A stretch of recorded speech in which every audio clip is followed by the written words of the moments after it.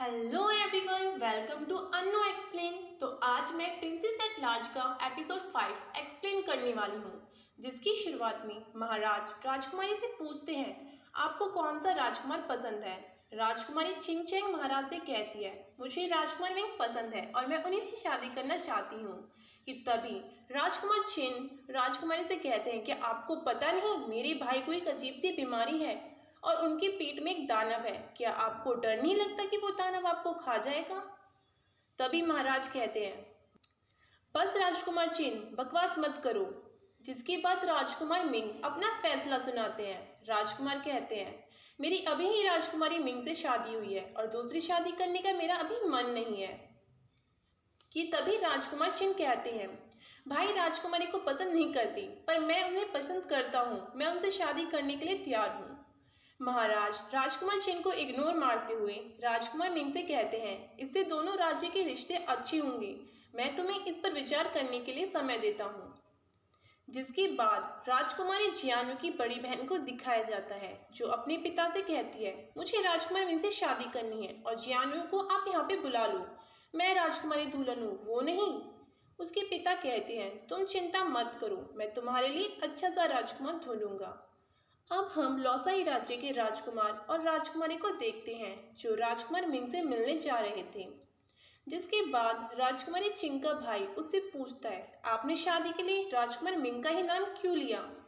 राजकुमारी कहती है मैंने पहले ही पता लगा लिया था कि आगे चलकर महाराज राजकुमार मिंग ही बनेंगे, इसलिए मैंने उनसे शादी करने का निर्णय लिया और ये आगे चलकर हमारे राज्य के लिए फायदेमंद साबित होगा। अब राजकुमारी चिंग राजकुमारी मिंग से मिलने जाती है कि तभी उसे राजकुमारी जियानु की बड़ी बहन रोक लेती है। वो उससे पूछती है तुम कौन हो, मैंने तुम्हें कभी यहाँ पर नहीं देखा।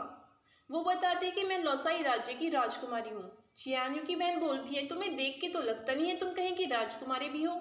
जिसके बाद हम राजकुमार को देखते हैं जो एक बुक पढ़ रहे होते हैं। तभी वहाँ एक नौकर आता है और राजकुमार को बताता है कि बाहर लौसाई राज्य की राजकुमारी और उनके साथ एक और महिला खड़ी है, जो अपने आप को राजकुमारी दुल्हन की बड़ी बहन बता रही है और आपसे मिलने के लिए कह रही है।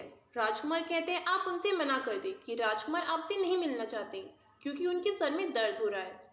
वो बाहर जाकर राजकुमारी और मंत्री की बेटी से कहता है राजकुमार आपसे नहीं मिल सकते क्योंकि उनके सर में दर्द हो रहा है, इसलिए आप यहाँ से जा सकती हैं।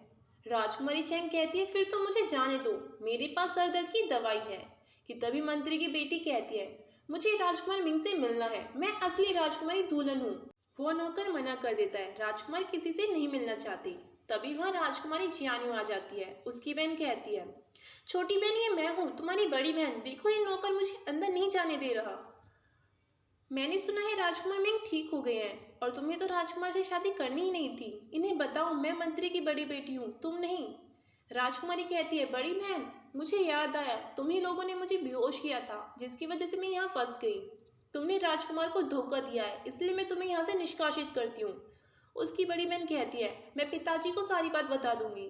राजकुमारी कहती है मैं किसी से नहीं डरती, तुम्हें जिसे भी मदद के लिए बुलाना है बुला लो। उसकी बहन वहाँ से चली जाती है। जिसके बाद राजकुमार बाहर आते हैं। राजकुमारी राजकुमार मिंग से पूछती है ये सुंदर लड़की कौन है? राजकुमार बताते हैं यह राजकुमारी चिंग चैंग है। राजकुमारी चिंग कहती है मैंने सुना आपके सर में दर्द हो रहा है, मैं आपके लिए अपने राज्य की सबसे कीमती दवाई लाई हूँ। राजकुमार मना कर देते हैं मैं इतनी कीमती चीज़ नहीं ले सकता, पर राजकुमारी कहती है ये तो पैसों से भी ज़्यादा कीमती है, अगर आप नहीं लेते हैं तो मैं ले लेती हूँ।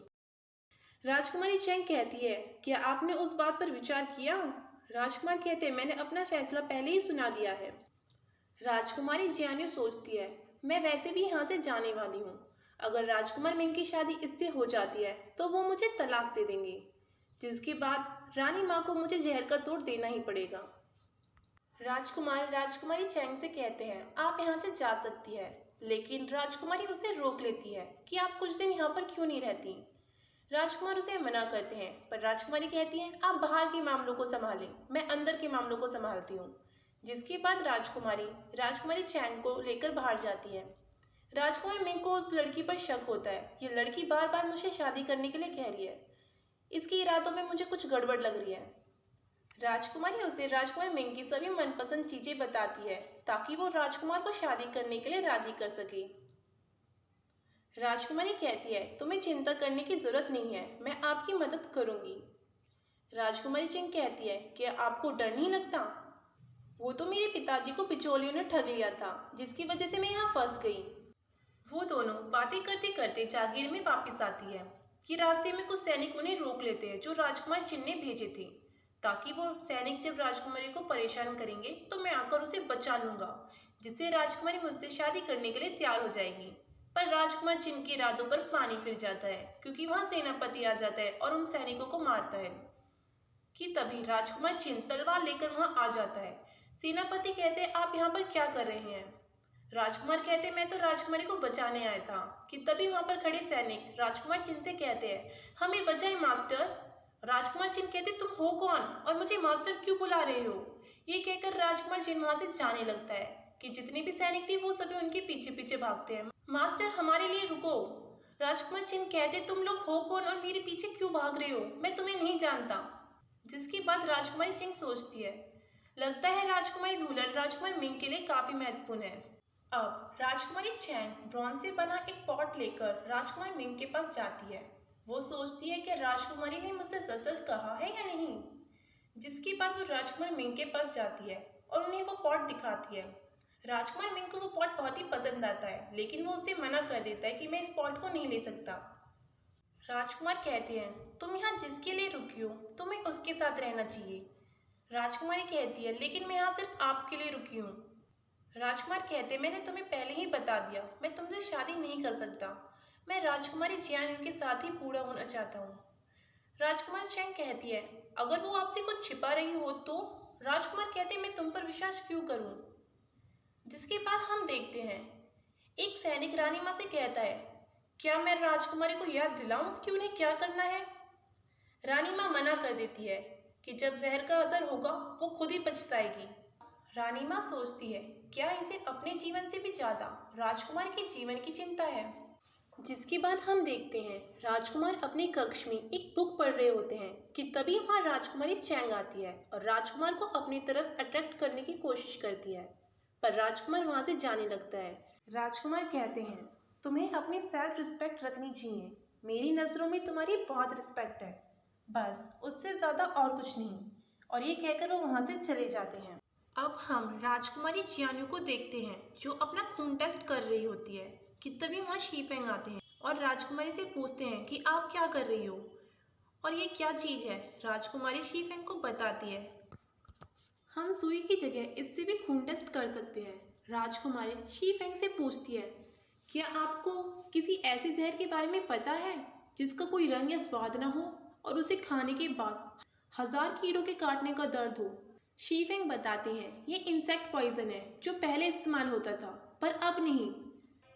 राजकुमारी पूछती है, क्या आपको इसका तोड़ पता है?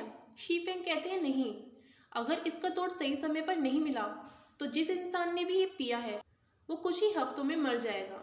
राजकुमारी सोचती है, अब तो मैं गई। पर शीफेंग कहते हैं, पर आप इसके बारे में क्यों पूछ रही हो? राजकुमारी कहती है, मैं तो बस ऐसे ही पूछ रही थी। कि तभी राजकुमारी के पेट में दर्द होने लगता है। वो वहाँ से जाने लगती कि गलती से शीफेंग राजकुमारी की नब्ज को चेक कर लेता है। शीफेंग भागकर मेडिकल रूम जाता है और किताबों में कुछ ढूंढता है। जिसके बाद वो भागकर राजकुमार मिंग के पास जाता है और उन्हें बताता है, राजकुमारी को किसी ने इंसेक्ट पॉइजन पिला दिया और इसका तोड़ नहीं मिला तो उनकी जान भी जा सकती है। राजकुमार पूछते हैं कि आपको पूरा यकीन है? शीफेंग बताते हैं, मैं जब मेडिकल रूम में गया था तो राजकुमारी अपना खून टेस्ट कर रही थी और मुझसे इस जहर के बारे में पूछ रही थी कि तभी उनकी तबीयत खराब हो गई।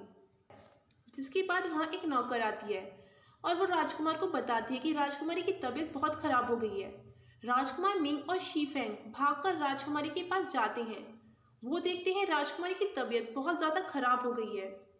वहीं दूसरी तरफ राजकुमारी चैंग सोचती है, आप राजकुमार मुझे पसंद नहीं करते, लेकिन राजकुमारी बहुत ही अच्छी इंसान है, मुझे उनकी मदद करनी चाहिए। मैं जो दवाई लेकर आई थी शायद उसे लेने के बाद राजकुमारी क्या पता ठीक हो जाए।